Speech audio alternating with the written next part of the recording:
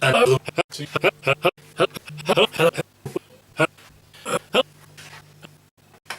and welcome to the final special edition of In the Court of the Wenton Knave, the Zappa album reviews. This is the final one just to sum up, really. As I said from the start, I always said I'm not worthy, and I think that was important to say that. I didn't even have all the albums when I started. I didn't have any Flo and Eddie albums. There was about 20 albums I didn't have.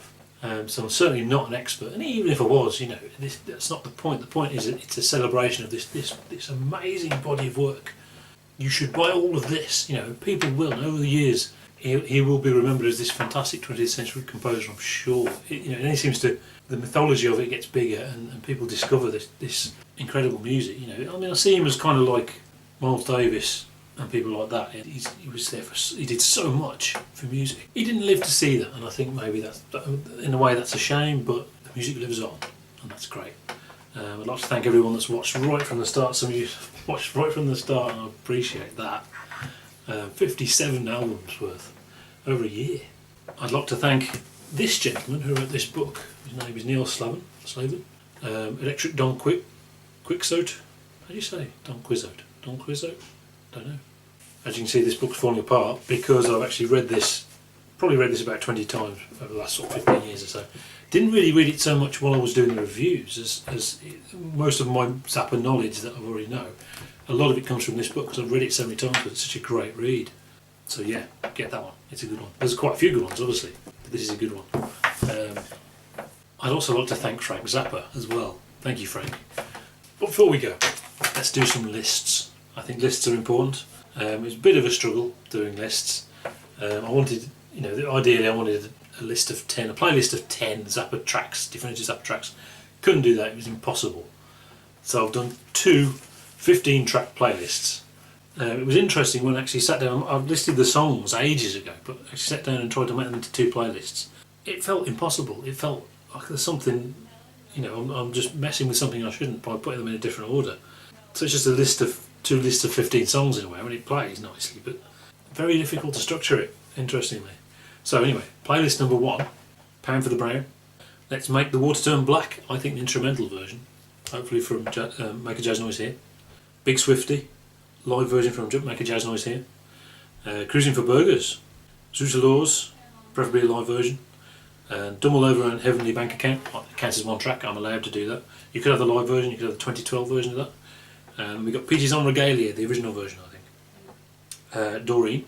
Black Page number 2, Saint Etienne. You've got to have something from Chestermere. The Dangerous Kitchen, King Kong, the whole thing from Uncle Meat, I think. Tissues and Beer, I think the Zappa in New York version. The Eric Dolphy Memorial Barbecue. And finishing with Strictly Genteel. Second playlist, Inca Roads, followed by Black Napkins, live version preferably, Love of My Life from Tinseltown Rebellion, Naval Aviation in Art, the original orchestral favourites, Dogbeth Variations, I think from Yellow Shark, maybe that's controversial. Branch Shoes Don't Make It, very controversially I'd say, from Tinseltown Rebellion, but I know most people wouldn't agree with that.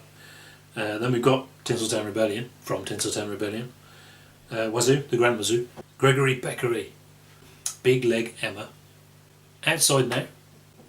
Somewhere along the line I said there was a version of Outside Now which was the best live version. Wherever that was, that version. Bebop Tango from Yellow Shark. Joe's Garage, original. Dio Far, followed by Watermelon in Easter Hay. Hopefully gives it a nice big profound ending. So yeah, try those out maybe.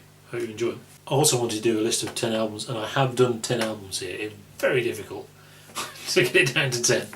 But I've done 10, and I'll explain as I go. Okay, so obviously we start with Lumpy Gravy. Goes without saying.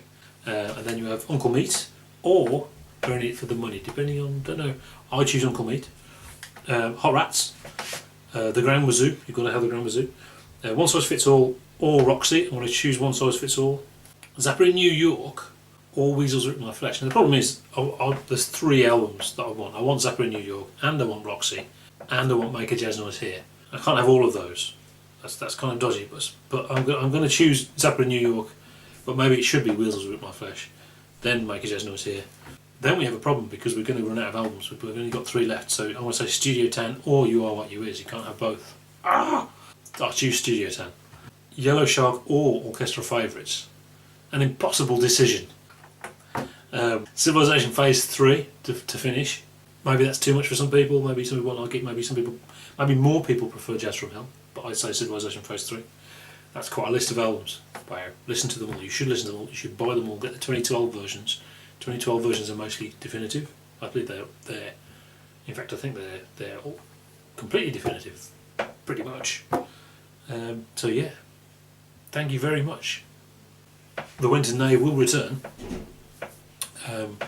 with stuff. I know I did say I would do some more ELP albums, so I'll do 2 more of those, and also said I'd do King Crimson. So all this stuff will be back. Maybe not next week, give me a couple of weeks, but I will be back. Hope you enjoyed it. Thank you, Frank.